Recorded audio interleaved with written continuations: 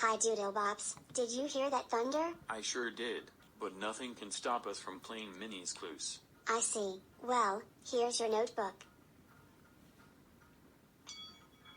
Oh, here it is. Thanks, Scitable. You know I'm really going to need your help figuring out what will happen when the rain stops. Will you help? Awesome. To play Minnie's clues, you gotta find Pepper. oh, a paw print, right. And that's our first clue. Yeah, a clue. Then we put it in our Notebook. put it in our notebook. Because they're whose clues?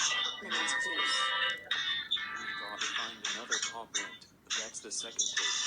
We put it in our notebook. Because they're whose clues? Minnie's clues. We gotta find another paw print. That's the third clue. We put it in our notebook. Because they're whose clues? Minnie's clues. You know what to do. Sit down in our thinking chair and think. Because when you use your mind and take a step at a time, you can do anything that you want to do.